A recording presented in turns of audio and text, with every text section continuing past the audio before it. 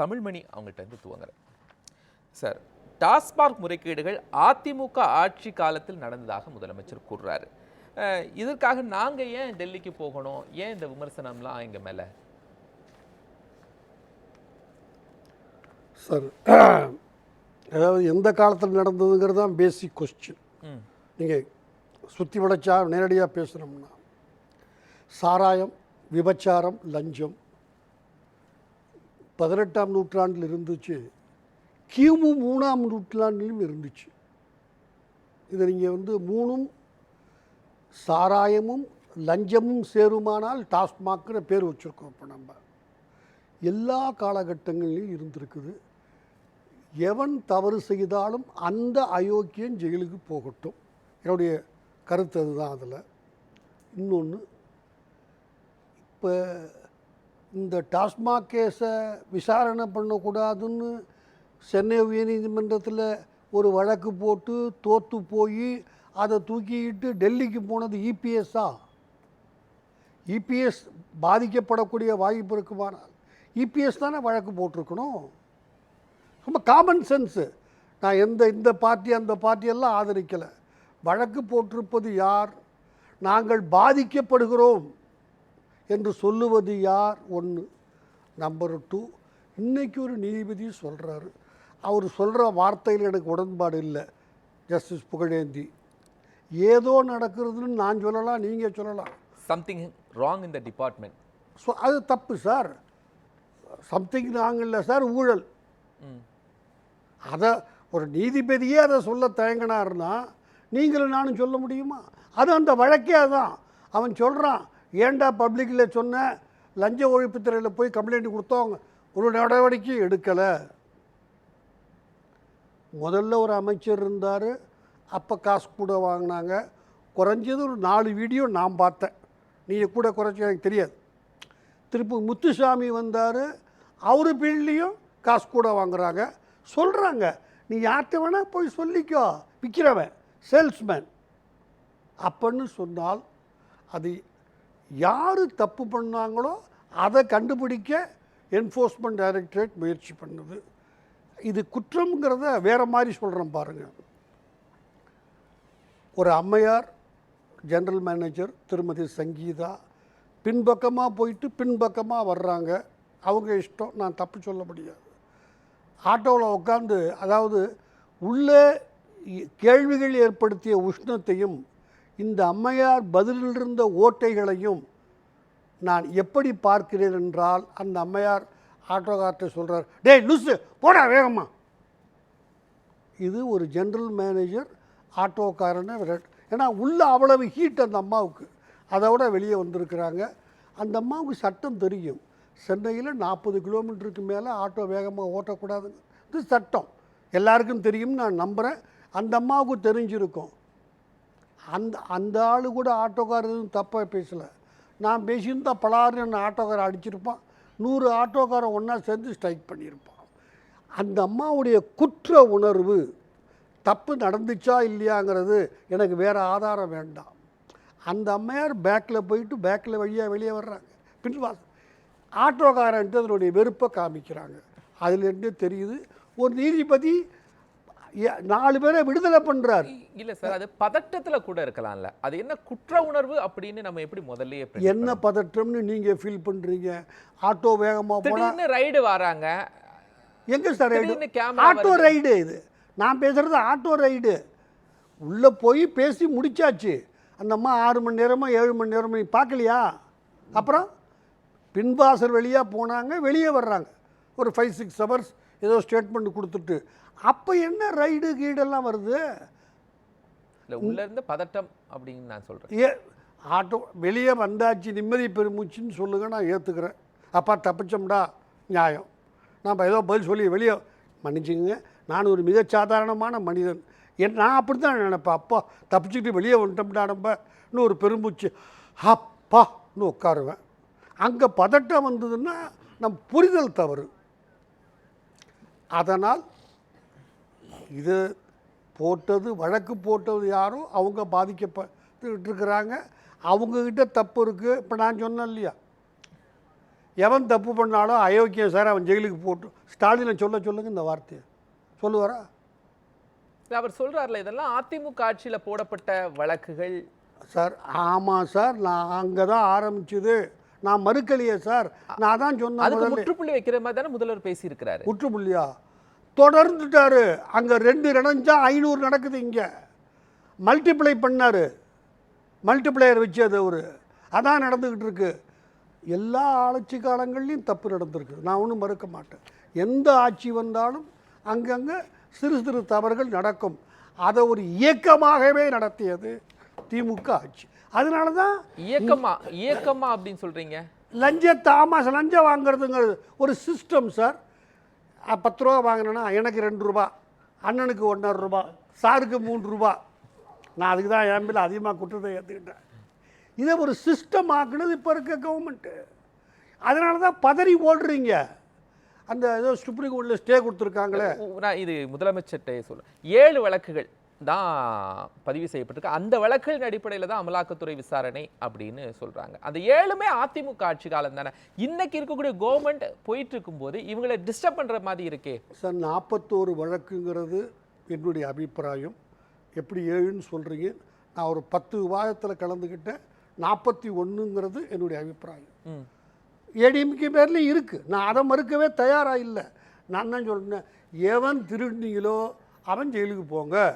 அது கம்யூனிஸ்டாக கூட இருக்கலாம், இன்னொரு மாநிலத்தில் எந்த கட்சியாக வேணாலும் இருக்கலாம், யார் ஆட்சியில் வேணாலும்.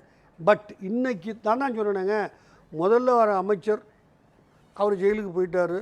அவர் காலத்தையும் வீடியோ பார்த்தோம். முத்துசாமி வந்து திருத்துவார்னு எதிர்பார்க்கப்பட்டது இந்த துறைக்கு.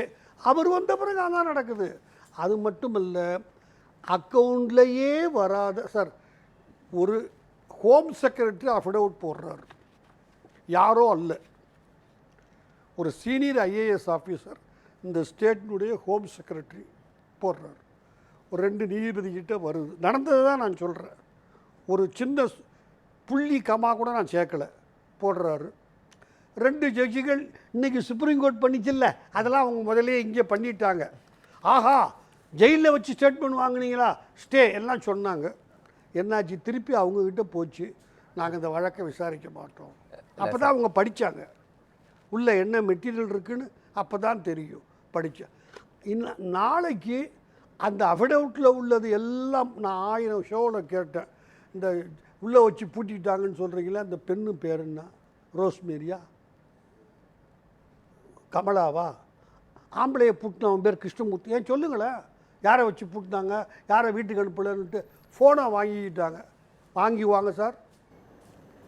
அதுதான் அத்துமீறலா? எப்படி ஈடி தங்களுடைய வரம்புகளை மீறி செயல்படுதா? ஒரு நிமிஷம், ஃபோன் வாங்கினதுங்கிறது ஒரு பதில் சொல்ல வேண்டிய கேள்வி தான். நானே கிளப்புறேன். அதை என் குடும்பத்தில் ஒருத்தரை யாரோ கொலை பண்ணிட்டாங்கன்னா நான் அந்த சஸ்பெக்டுக்கிட்ட இருக்க ஃபோனை பிடுங்குன்னு நான் சொல்லுவேன் முதல்ல. ஒருவேளை நீங்கள் சொல்ல மாட்டீங்களா எனக்கு தெரியாது, நான் சொல்லுவேன், ஏய் அந்த சஸ்பெக்ட், அவன் சஸ்பெக்ட் தான், இப்போ அந்த ஃபோனை பிடுங்கி யாராருக்கு ஃபோன் போட்டிருக்கான். இதை ஏன் சார் உச்சநீதிமன்றம் ஏற்றுக்கல? இந்த விஷயத்தை ஏன் உச்சநீதிமன்றம் அதிகார மீறலா பார்க்குது? எதை? இடி சரியான ப்ரூஃப் கொடுக்கலையா? இல்லை சார், நோட்டீஸே கொடுத்து அவங்க இன்னும் கவுண்டர் போடலை, பிக்சருக்கு வரலை.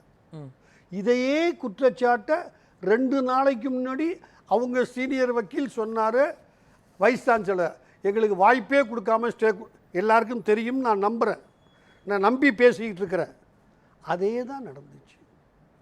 அவர் ஒரு இவருக்குள்ள தலைமை நீதிபதிக்குள்ளே பொறுப்போடு நடந்துக்கல சார்.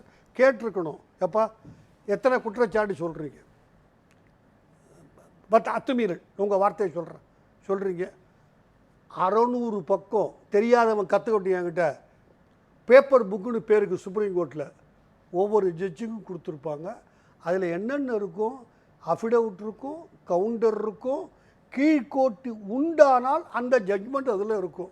எப்பா நீ 2 ஜட்ஜு முதல்ல நீ சொன்னதெல்லாம் ஏற்றுக்கலே இல்லை, அந்த பக்கத்தை காமி, இந்த குற்றச்சாட்டை அவங்க 2 பேர்கிட்ட சொன்னியா, அவங்க என்ன பதில் சொன்னாங்க, ஜட்ஜி என்ன தீர்ப்பு கொடுத்தாங்க, காமி 138வது பக்கத்தில் 7வது பாரான்னு காமி என்கிட்ட கேட்டாரா? இதுக்கு மேலே பேசுகிறது நான் சோறு திங்கிற ஜுடிஷியரை மட்டமாக பேசுகிறதாக இருக்கும். அவர் பொறுப்பாக நடந்து கொள்ளவில்லை, அவ்வளவுதான் என்னால் இப்போதைக்கு சொல்ல. அதுக்கு என்ன விளைவு வந்தாலும் நீங்கள் இல்லை சார், நான் தான் பொறுப்பு. அப்போ முதலமைச்சர் ஸ்டாலின் சொல்றது இந்த இடத்துல சரியா? அதிமுகவை அவர் கை காட்டுறாருல முதலமைச்சர் ஸ்டாலின். அதிமுகலாம் சார் கோர்ட்டுக்கு போயிருக்கணும். அதான் சிம்பிள் லாஜிக் சார் இது. அதிமுக பாதிக்கப்பட்டுச்சு, அவங்க தான் காசு சம்பாதிச்சாங்க, அவங்க தான் பொய் சரக்கு விற்றாங்க, அவங்க தான் இதான் குற்றச்சாட்டு கூட வாங்கினாங்கன்னா இபிஎஸ்ல கட்ட தூக்கிட்டு ஓடி இருக்கணும் ஹைகோர்ட்டுக்கும் சுப்ரீம் கோர்ட்டுக்கும். ஏன் நீங்கள் ஓடுனீங்க சார்? என்ன அடித்தா நான் அழுவேன், உங்களை அடித்தா நீங்கள் அழுவீங்க. இவர் அழுதா ஏன் சார்? என்ன சார் நியாயம் அதில்? அடிக்கிறவன் வழி வாங்கினவன் அழுவான், இவர் போய் அழுதாரு. சரி, நான் ஒன்று மட்டும் கேட்குறேன் சார். அதிமுக ஆட்சியில் போட்டப்பட்ட வழக்குகளுக்கு விசாரணை நடக்குது, முதலமைச்சர் ஏன் மேல்முறையீட்டுக்கு போறாரு? அதானங்க நான் கேட்டேன்ப்பா. தப்பு உங்ககிட்ட இருக்கு சார். ஹோம் செக்ரட்டரி அஃபிடவிட் போட்டான்னு நான் சொல்லல. ஒரு ஹோம் செக்ரட்டரி பொய்யை வச்சு அஃபிடவிட் போடுறதா இருந்தால் அது இபிஎஸ் கவர்மெண்ட்டா? இபிஎஸ் கவர்மெண்ட்டில் நடந்த தப்புக்கு இப்போ இருக்கிற ஹோம் செக்ரட்டரி சார் ஒரு சீனியர் மோஸ்ட் ஐஏஎஸ் ஆஃபீஸர், யாரோ ஒரு ஆர்டிஓ இல்லை, அவர் போடுறாரு இந்த குற்றங்கள்லாம். அது ஒருவேளை நியாயமாக இருக்கலாம், நான் மறுக்க தயாராக இல்லை. நான் ஃபுல்லாக அந்த கோர்ட்டில் கேஸில் இல்லை. என்ன கேட்டிருக்கணும் சீஃப் ஜஸ்டிஸு சார்? 47 வருஷம் வக்கீல், அவரை விட எனக்கு சீனியராட்டி அதிகம். அப்பா இந்த அத்துமீறல் 1 2 3 4 5 6 சொல்கிறீங்களப்பா, கீழ்கோர்ட்டில் 2 ஜட்ஜுகள்கிட்ட ஆர்கியூ பண்ணியா, எந்த பக்கத்தில் நீ பண்ண ஆர்கியூமெண்ட்டு அடுத்து அதில் அதுக்கு என்ன சொன்னாங்க கோர்ட்டில்? இதை கேட்டிருந்தாருன்னா அவர் ஜட்ஜு சார். இல்லாத வரைக்கும் அவர் பேசுகிறதெல்லாம் அர்த்தம் இல்லாதது. அவர் ஸ்டே கொடுத்தது ஸ்டே கொடுக்கக்கூடிய கேஸ் இல்லை. நிச்சயமாக இந்த 2 ஜட்ஜி ஹைகோர்ட்டில் பண்ணாங்க பாருங்கள், திருப்பி வரக்கூட நான் கேட்க மாட்டேன், அதுதான் சார் நடக்கும். இல்லை அவரே ஸ்டே கேட் பண்ணிட்டு. தமிழ்மணி சார், நீங்கள் 2 அமைப்புகள் மேலே நீங்கள் விமர்சனத்தை வைக்கிறீங்க. உண்மையை சொல்ல தமிழ்நாடு அரசு தவிர்த்துடுறாங்க, அதை கேட்பதற்கு உச்சநீதிமன்றமும் தவறிடுறாங்க அப்படின்னு. நான் தான் ரொம்ப தெளிவாக 3ஆம் கிளாஸ் பிள்ளைக்கு சொல்கிற மாதிரி சொல்கிறேன்ல. இந்த அத்துமீறல்கள்லாம் இந்த 2 நீதிபதிகள்கிட்ட ஆர்கியூ பண்ணீங்களா? எத்தனையாவது பக்கத்தில் அது ஏன் தான் கேட்குறேன். நீங்கள் சொன்ன இது வாதம் தான், அதை ஏன் அந்த சூழல் ஏற்படுதுன்னு கேட்குறேன். சீஃப் ஜஸ்டிஸை கேட்கணும் சார். சம்பளம் வாங்குறது அவரு 15 லட்ச ரூபா ஒரு சீஃப் ஜஸ்டிஸுக்கு இந்த இப்போ டேக்ஸ் பேயர்ஸ் மணியை செலவு பண்ணுறோம், அவரு கேட்கணும். அப்போ இவ்வளோ குற்றச்சாட்டுகள் சொன்னியே, அஃபிடவிட் போட்டிருக்கிறது யாரோ இல்லை, ஹோம் செக்ரட்டரி, உங்கள் ஹோம் செக்ரட்டரி. அந்த ஹோம் செக்ரட்டரி சொல்கிறாரு, அந்த 2 ஜட்ஜை தவிர தமிழ்நாட்டில் எந்த ஜட்ஜும் இதை விசாரிக்கக்கூடாது. ஐயா சத்தியமாக இப்படி ஒரு கேவலத்தை நான் கேள்விப்பட்டது கூட இல்லை இந்தியாவில் எங்கேயோ. உங்கள் ஸ்டேட்டில் நீங்கள் ஆள்ற ஸ்டேட்டில் உங்கள் ஹோம் செக்ரட்டரி போட்ட அஃபிடவிட்டில் 2 ஜட்ஜு ஆஹா ஓஹோன்னு சொன்ன பிறகு ஒத்துக்கிட்டீங்க. அவங்க நாங்கள் கேட்க மாட்டோன்னொன்னே தமிழ்நாட்டில் எந்த ஜட்ஜும் ஐயா இதுக்கு பிறகுமா உங்களுக்கு இந்த ஆட்சியில் தப்பு நடக்கலைன்னு சந்தேகம் வருது? இதுக்கு எடுத்துகிட்டு சுப்ரீம் கோர்ட் போனாங்க, சுப்ரீம் கோர்ட் நோ, வேறு ஸ்டேட்டுக்கு அனுப்புங்க. எதிர்கட்சிகள் ஆளுங்கட்சி மேலே வழக்கு போட்டால் வேறு ஸ்டேட்டுக்கு அனுப்பு கேட்குறது உண்டு, இயற்கை. போயிருக்கு, பல வழக்குகள் போயிருக்கு. நம்ம அழகிரி மேலே போயிருக்கு, நம்ம இவர் காஞ்சிபுரம் இந்த ஆடிட்டர் அடித்த கேஸு போயிட்டோம், மறுக்க ஜெயலலிதா மேலே போயிருக்கு சார். ஆளுங்கட்சி அவர்கள் அஃபிடவிட் போட்டு அவர்கள் ஹோம் செக்ரட்டரி 2 ஜட்ஜி ஸ்டே கொடுக்குறேன், ஆஹா இப்படி தான் இவ்வளவு அநியாயமானு சொல்லி அவங்க பின்வாங்கிய பிறகு மீதி இருக்கிற 49 ஜட்ஜும் அன்குவாலிஃபைடு விசாரிக்கக்கூடாதுன்னு சொன்ன தவிர வேற ப்ரூஃப் தேவையில்லை சார். இதை அடுத்தபடியாக எப்படி முதலமைச்சர் கையாளணும்னு நினைக்கிறார் சார்? முதலமைச்சருக்கு என்ன வக்கீலாக்குறீங்களா? இப்போ எதுக்கு என்ன அட்வைஸ் பண்ண சொல்கிறீங்க அவருக்கு? இதுவே தப்பு, அவர் என்ன பண்ணுறதுன்னு தெரியாமல் மாட்டிக்கிட்டு முழிக்கிறாருன்னு நான் சொல்லிக்கிட்டு இருக்கிறேன். அவருக்கு நான் ஏன் அட்வைஸ் பண்ணணும் சார்? அவருக்கு அட்வைஸர்லாம் இருக்காங்க அவரு கூட. இது அவர் செய்தது தவறு, இது வழக்கு போட்டது இப்போ அவர் தெரிஞ்சு போச்சு, என்ன பண்ணுறதுன்னு தெரியலை. அந்த வழக்கை வச்சு அவர் ஜெயிக்க வாய்ப்பே இல்லை. அன்ஃபார்ச்சுனேட்லி இது எல்லாம் பொய்ன்னு வந்துருச்சுன்னா நாளைக்கு யார் ரிசைன் பண்ணணும்? ஹோம் செக்ரட்டரி ரிசைன் பண்ணணும். அதை கூட அவர் புரிஞ்சுக்கல. அவர் தானே சார் அஃபிடவிட் போட்டார் சார். நான் தனிப்பட்ட நபர் சொல்லலாம், எதை வேணால் சொல்லலாம். அதிகாரத்தினுடைய உச்ச அதிகாரத்தில் இருக்கிற ஒரு ஹோம் செக்ரட்டரி 8 பக்கம் அஃபிடவிட்டு அதில் 6 பக்கம் பொய்யினால் யார் அது தள்ளுபடியான அந்த வழக்கு யார் பொறுப்பெடுத்துக்கணும்? அதை கொண்டு வந்து விடுறது யார்? Chief minister. அதனால் அவர் நான் அட்வைஸ் பண்ண விரும்பலை.